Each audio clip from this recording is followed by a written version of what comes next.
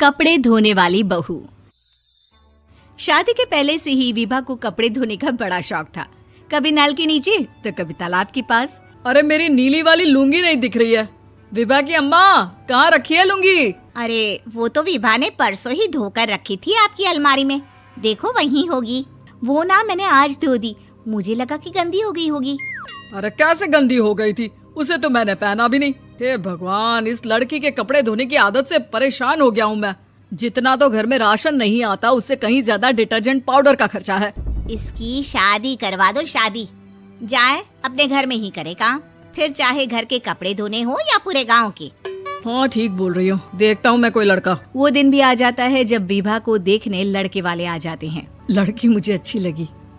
होने वाली सास कहती है, बेटी अगर कुछ पूछना है तो पूछ लो। वैसे तो हमारी लड़की बहुत ही शर्मीली है, जो बोल दो वो मान लेती है, इसे क्या पूछना होगा। अरे कैसी बात कर रही हो माँ, मुझे इन लोगों के घर रहना है, सवाल तो कई है। हाँ हाँ बेटा, पूछ लो ना, क्या पूछना है। आप लोगों के घर कपड़े कौन धोता है? सास का मुंह बन जाता है। देखो, अगर तुम ये कहना चाहती हो कि तुम्हें कपड़े धोने नहीं आते तो सुन लो, कपड़े मैं ही धोती हूँ, लेकिन तुम्हारे आ जाने के बाद मैं रुमाल तक नहीं धोऊंगी। अरे चुप रहना भाग्यवान, बहू बेचारी घर आई नहीं, उसे डराना शुरू कर दिया।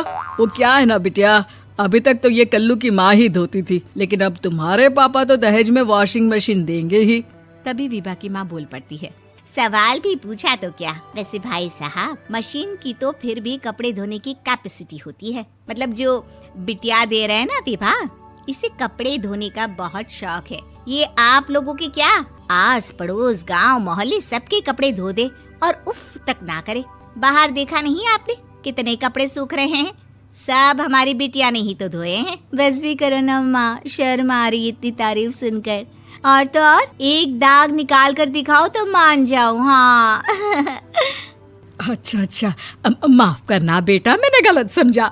हमें तो रिश्ता बहुत पसंद है। और ऐसे जुड़ जाता है रिश्ता कपड़े धोने का शौक रखने वाली विभा का। उसकी शादी हो जाती है कोयला फैक्ट्री में काम करने वाले कल्लू के साथ। शादी के बाद अचानक विभा चिल्लाती हुई सास के पास आती है। सासू माँ, अरे सासू माँ कहाँ है आप?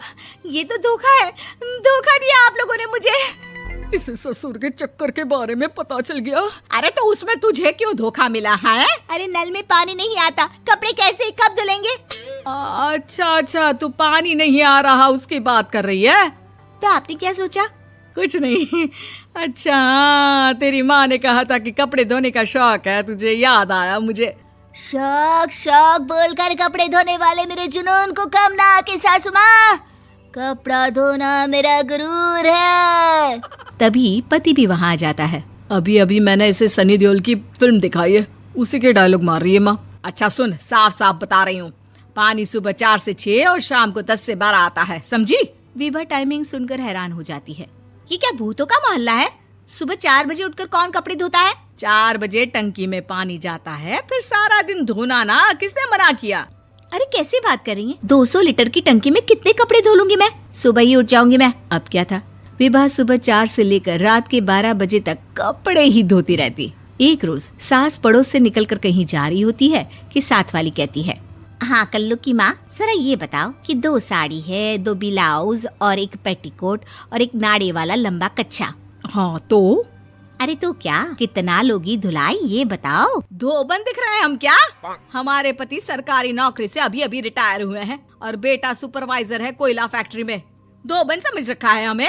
हाय रे कल्लू की अम्मा, माफ कर दो, वो तो मोहल्ले में यही सब बता रहे थे कि तुमने बहू को कपड़ा धुलवाने के काम में लगा दिया है। सास को पड़ोसन की बात सुनकर गुस्सा आ जाता है। वो घर पहुंचती है जहां घर के बाहर ही इतने सारे कपड़े सूख रहे होते हैं जितने कि किसी धोबन के घर पर। अरे ओ कल्लू की दुल्हन, बाहर निकल।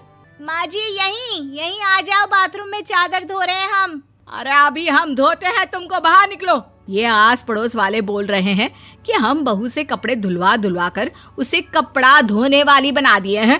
अरे छोड़ो ना माँ जी, किन लोगों की बातों में आती हो? आस पास के लोगों का तो काम ही होता है कि वो किसी तरह सास बहू को लड़ा दे।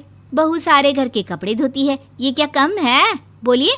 सास को भी लग जाता है कि वो बहू का ये सनकीपन नहीं छुड़वा सकती, इससे अच्छा है कि खुद ही चुप हो जाए।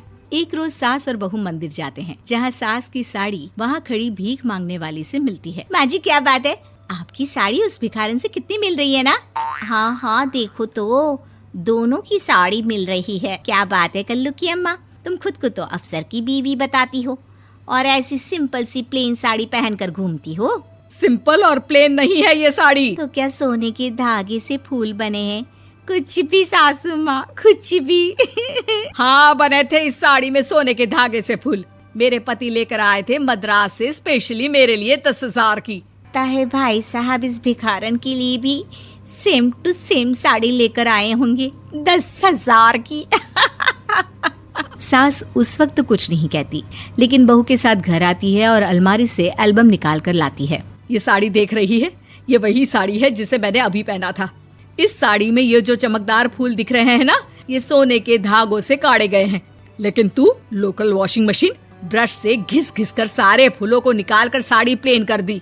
मुझे माफ कर दीजिए सासू माँ। और तो और, जब मैंने तुझे तेरी गलती के लिए कुछ नहीं कहा, लेकिन तूने तो सबके सामने मेरा मजाक ही बना दिया। क्यों? बहू को समझ में आ जाता है कि अब से उसका कपड़े धोना बंद।